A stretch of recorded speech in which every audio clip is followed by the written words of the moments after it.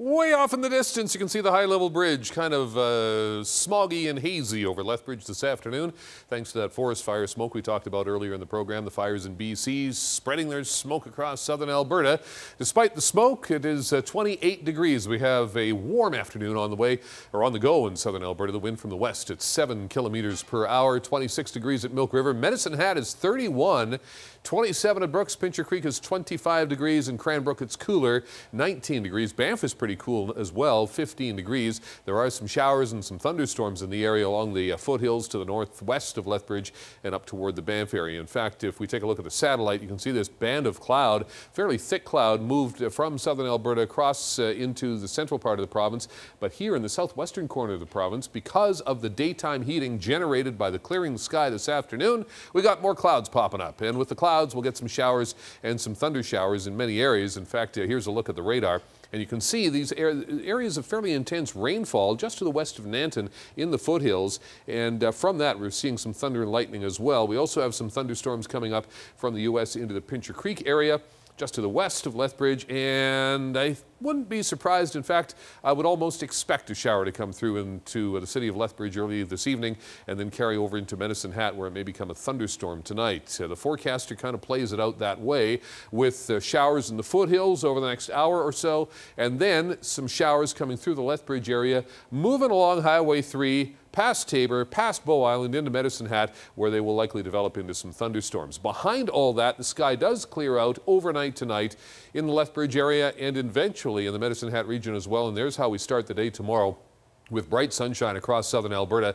And with the sun all day long, temperatures will rise very nicely, not just tomorrow, but through the weekend, even into next week as well, with lots of sunshine on the way, and that will carry on, as I said, into next week. There's the outlook for tomorrow evening. Just nice and clear all across southern and central Alberta. Maybe a few showers back in the West Kootenay, but the East Kootenay should be nice and sunny as well.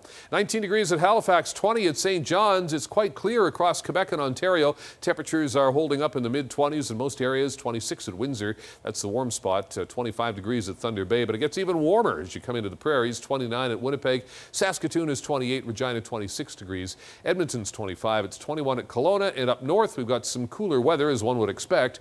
16 degrees at Yellowknife, 5 at Inuvik, Whitehorse temperature 13 degrees. All right, here's how things look across southern Alberta, southeastern BC for tomorrow. We could see some thunderstorms in the East Kootenay tomorrow. High temperature of 26 with the wind from the south at 20 kilometers an hour. For Crow's Nest Pass, looks like it'll be drier with sunshine. A westerly wind will keep it dry. We'll get up to 25 degrees. In Medicine Hat, 31. Hot day tomorrow. Westerly wind at 20 kilometers per hour. Lethbridge, 29 degrees tomorrow with sunshine, wind from the west at 30 kilometers per hour. And really, over the next 5 days, there's not much change on the way. Lots of sun, maybe some clouds on Monday, but look at these temperatures. 29 degrees on Saturday, 32 on Sunday, Monday 30 degrees, Tuesday 29, Wednesday 30 degrees. Citizen salute. It's Harry Albertson this time. You know what Harry Albertson does and has done for the past 30 years? He takes scrap metal, no fooling, scrap metal, and makes lawn ornaments out of them.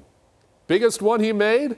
A 3-foot-high World War II tank, which he gave to a former soldier living in Edmonton. So Harry Albertson making a lot of people happy, turning scrap metal into lawn ornaments. We salute you, and we got a gift basket on the way for you as well.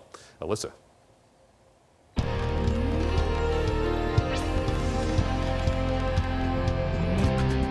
A 3-year-old Edmonton girl got her first life-saving and costly enzyme injection yesterday. What do you want to buy from the toy store? A Batman present. Batman present. We introduced you to Alina Sidonic earlier this summer when her family went public with her diagnosis of MPS 6. Alina lacks an enzyme that breaks down cellular waste, which then can build up around her organs and be deadly. Her family lobbied the provincial government to pay for the $300,000 a year treatment, which is covered in other provinces. Within 2 weeks, we'll see a difference. We're told that her hair will soften, her face will soften, and she'll have more energy. We're looking forward to that because sometimes she tires out quite easily. She's just been very resilient through this whole process, so we're quite pleased with how it's progressed since then. The treatment is administered through a port in her abdomen, which was put in on Tuesday. Alina will need enzymes administered once a week for the rest of her life to keep the disease at bay. A surgery that requires taking out half a patient's brain appears to have long-term benefits. The procedure is a last resort for children who suffer from severe epilepsy. Experts believe removing the diseased portion of the brain stops seizures and the brain learns to work without the areas that were removed. Researchers found more than half of the patients were seizure-free after the procedure. The remaining saw a significant drop in seizure activity. Outside experts say the procedure isn't without risk, and not all patients do have excellent outcomes. Did you know not taking care of your teeth could increase your risk for oral HPV? Researchers found those who surveyed who said they had poor oral health, like inflamed gums or sores in the mouth, had a more than 50% increased risk for oral HPV. The virus increases the risk for warts in the mouth or throat, or at worst, oral cancer. Men, smokers, marijuana users, and people with multiple partners had the highest risk for oral HPV infection. And now Derek's here. Nothing goofy I can say coming out of that. Yeah, I was, there's no good way to transition. Let's just move on to rodeo. Yes, rodeo. Let's talk about rodeo whoop-up days. We'll tell you who had the best performances from all the disciplines last night coming up in sports.